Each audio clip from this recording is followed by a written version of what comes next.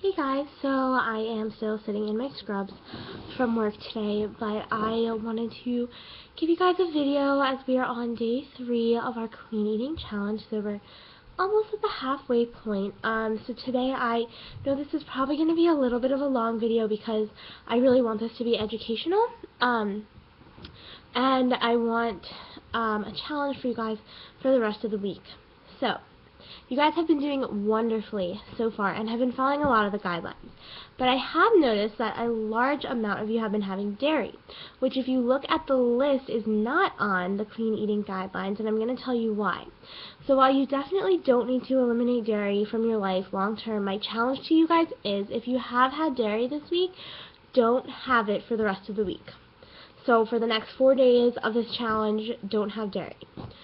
So I'm going to talk about why in clean eating diets and in a clean eating challenge, dairy is something that would be left out.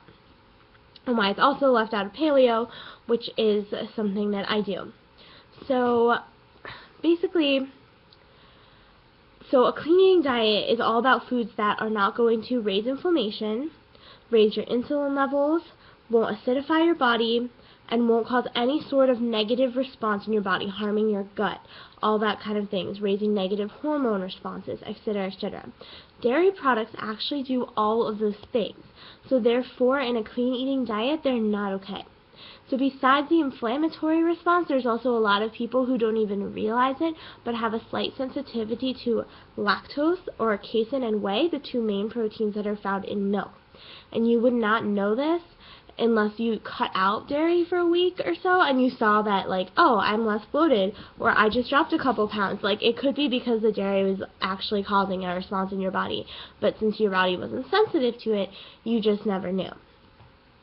So, that being said, I'm going to give you a couple reasons about different things in dairy and the bad things that they do to your body. So first off, like I said, lactose is an issue for more people than we think. Causes bloating, GI upset, imbalance of your gut bacteria, and when food does not promote a healthy gut, it promotes bad digestion, which can lead to a lot of digestive issues, especially as you get older. In addition, milk has a really, even though it's a low glycemic food, paradoxically it actually causes a high insulin response, and by causing a high insulin response is raising your insulin levels, which is really bad, and this has a potential to then cause an immune system response, which can then lead to the inflammation that I was talking about earlier. So while, yes, dairy is excellent for babies and because it contains protein, fat, and carbs, and all these really good proportions, it's not really needed when you get older for those same reasons. And you can get all these things in other foods. And because we pasteurize a lot of our dairy, the dairy industry takes out a lot of the fat, which could actually end up being really good for us, or it will take out, like, different vitamins and things that were in it. And whole milk and, like, milk that comes right from a cow has actually been proven to reduce the risk of certain types of cancers, while skim milk and low-fat milk have actually been tied to an increase in certain types of cancers. So I understand when I talk to you guys about this, you're like, what about calcium? I'm supposed to be getting calcium, whatever. As a nursing major, some of you know, and I know, calcium builds your bone. And I'm sure most of you knew that already anyway. Well, high levels of inflammation, bad hormones, high levels of insulin, sugar, and cortisol levels, which can be triggered by eating dairy, can actually accelerate bone breakdown.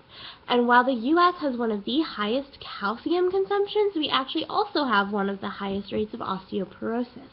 So this is showing us that calcium is not really about the amount we're taking in, but how much that we can absorb and retain. And to do this, you need vitamin D and you need vitamin K.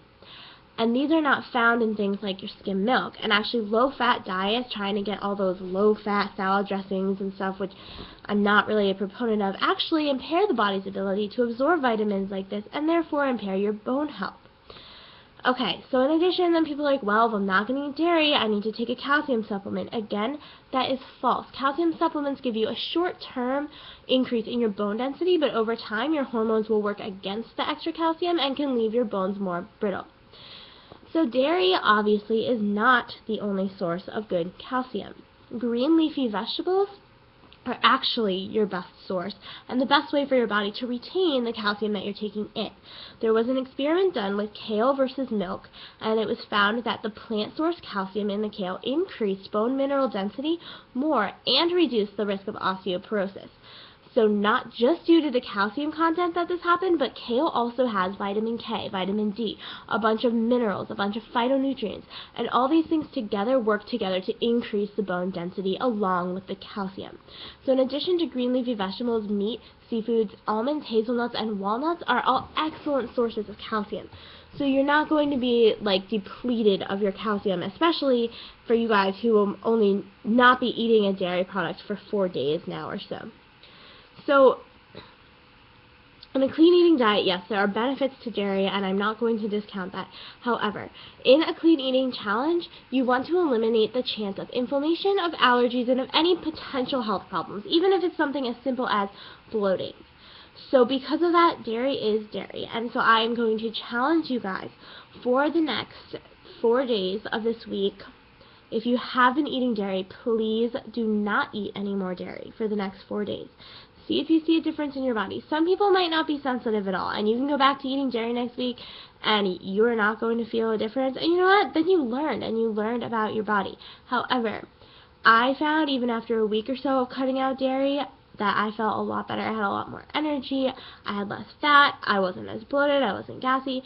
So obviously this is different for everyone, but because this is a clean eating challenge and our goal is to eliminate all those things, my goal to you guys is to not have dairy for the rest of the week. So that's really easy to do. If you like your milk and stuff, almond milk is my absolute favorite thing in the world. There's also coconut milk, there's cashew milk. You can even find ice cream. I know my roommate and I have literally found dairy-free ice cream, and it's still like really good.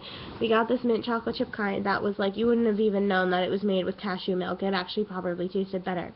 But anyway, so there are ways to get in your favorite foods without having the dairy. So obviously this is really controversial, and I'm just challenging you guys for the next 4 days to skip your dairy, just kind of in line with the clean eating challenge that I have set up for you guys. So thank you for watching this video. I know it was very long, but I do want to make it educational. I don't just want to tell you guys not to do something and not give you any background on why that would be important. So I hope you guys enjoyed it, and I hope you're having a really great rest of your day, and you guys are all doing wonderfully so far, and I can't wait to see what the rest of this week has for you guys. Bye!